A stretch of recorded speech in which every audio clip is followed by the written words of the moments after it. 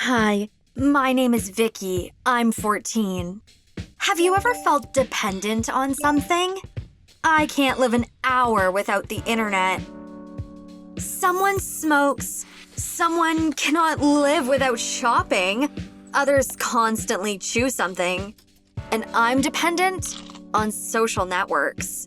Watch my story to the end, and you will find out what a person will do if he is abruptly deprived of access to the drug. I live with my parents, and they are categorically against social networks. My mother says that soon virtual reality will consume me. What these folks don't understand, they even do not know how to use smartphone properly. Imagine, they only need a phone for phone calls. Do you use all the functions of your gadgets? So the principal of my school is just as old-fashioned. She bans students from using the internet during classes, as if she doesn't understand that social networks are much more interesting than some rotten physics. I couldn't put up with the ban. I quickly gathered like-minded people and organized a real protest. The teachers ignored us, so I decided to draw attention to myself and threw a rock at the gym window. I think I misjudged it a little, and the rock flew right straight through the window of the principal's office. Oops. Oh, I got scolded for it. Enraged, the principal called my parents to the school and said that if I didn't improve, she would expel me and make it so that I wouldn't even be allowed to wash the floors. Have your parents ever been called to school? Then you will understand me for sure. At home, my dad yelled at me and said that now I would stay in my room for a week without the internet. My dad took my phone, laptop, and tablet away from me. I was in shock. I didn't think so. I would give them such a nightmare that they would still try to persuade me to return to my virtual world. As soon as Dad left, Mom brought me a drawing kit, a chess set, and a chocolate bar. Sweet? Games? Are you kidding me? I decided to go on a hunger strike until I get at least my smartphone back. My stomach was already rumbling, but I held my ground. To frighten my mother and father, I began to smash up the room. If my dad locked me up, I would just tear the place down. My mother stuck stubbornly at the door, telling me to at least stop yelling.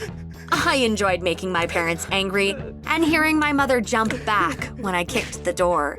In the evening, I was practically tired of being locked up. I had the idea of escaping through the window. And why hadn't I thought of that before? My escape was not successful. My father intercepted me. As punishment, he locked me in the bathroom and told me it was for my own good. How could he do this to me? Sleeping in the bathroom was terribly uncomfortable. In the morning, I felt completely exhausted. I remembered that I hadn't eaten since yesterday. My hunger made me even more angry with my parents. To relax a little, I got into the hot water. Soon, I thought I heard strange voices. They were clearly somewhere nearby. Was I going mad?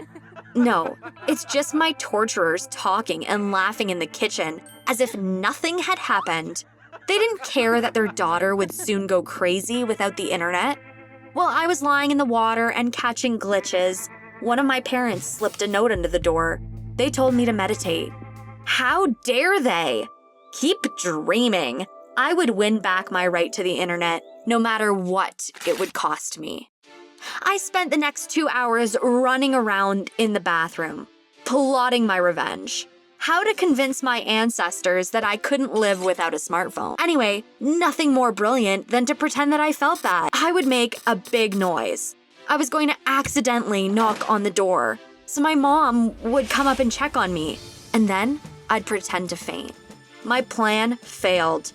Preparing for a demonstration of fainting, I decided to break the mirror with my hand and cut myself badly on the shards. Scared, I screamed and started calling for my mother like a little girl. When my mother saw me up in my ears in blood, she almost fainted from fright and immediately began to help. While my mother treated my hand, I was ashamed of my own weakness.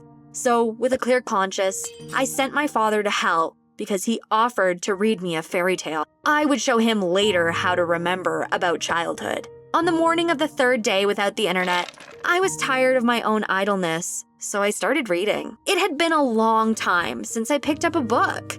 Reading fascinates me, and I looked up from the book only in the evening. Before I went to sleep, I listened to my parents' voices in the kitchen. I wondered what they were talking about. Probably about how bad their daughter was. I suddenly remembered how scared they were when they saw my bloodied hand. I think I went too far and treated my parents too harshly. Have you ever regretted your actions? On the fourth day, I decided to stop bullying my parents and change my tactics. I would talk to them, explain to them why I need the internet. And they would definitely meet me halfway. For half a day, I came up with solutions to protest my internet addiction. With the pros of life on the internet, I came up quickly, but stalled on the cons. I suddenly realized that I didn't know anything about life outside of the virtual world. So, for the next 2 days, I explored real life. I was doing everything I could in a locked room. I cleaned up, finished reading the book, went through my wardrobe, and even finished painting a picture that I had started a year ago. My mother used a clever trick. She made my favorite pancakes with strawberries. I almost thanked her, but then I remembered that I was offended and my rebellion wasn't over yet. On the 6th night of my detention, I couldn't sleep. I suddenly thought how I could allow myself to relax. My parents were waiting for me to give up my position. They just didn't care what I thought. They had locked me up here like a criminal, and they brought me food by the hour, like in a prison. Angry again, I decided to escape from custody. This time, I would take everything into account, and my plan wouldn't fail. I went into the bathroom, turned on both taps, and put the plug. Let's see how they would deal with the flood. The water was rising fast. I was already ankle-deep in water. I hoped my parents would like the ceiling shower. Half an hour later, my parents ran into my room. While my father was busy with the taps and my mother was fussing, I quickly ran out the open doors. When I saw my phone on the kitchen table, I immediately grabbed it and ran out of the house. After running away from the house for half a kilometer, I safely disguised behind garbage cans and finally went online. While I was in isolation, my friends managed to post so many new photos. I couldn't get that many likes in my entire life now. I didn't even notice that I'd been on the internet for hours. Damn, what had I become? I was sitting in the trash and liking photos. There was probably water all over the house by now. What if Mom and Dad couldn't do it without me? I was the one who caused the flood with my own hands, and we had only recently finished repairs. It was dark when I got home. I slipped through the door and peered into the kitchen. Dad and Mom drank their coffee in silence. They were tired. They had circles under their eyes, and Mom looked tearful. I didn't even pay attention to it. I was very ashamed of my indifference. I plucked up the courage to apologize. My father didn't scold me. My parents invited me to the table, and my father made me a coffee. When my mother saw that I was all right, she brightened up. It turned out that Dad, as a teenager, also almost flooded the house. It infuriated him that his parents wouldn't let him go to a rock concert, so he decided to start a flood in protest.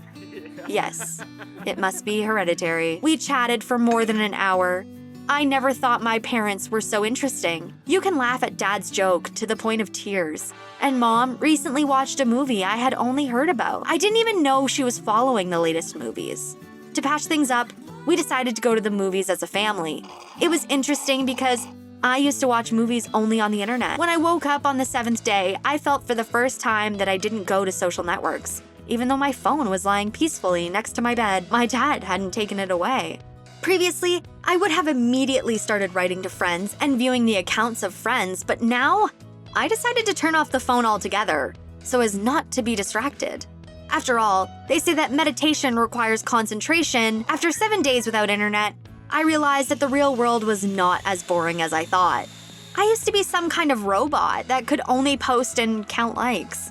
Now, I can spend time with a family that loves me and needs me.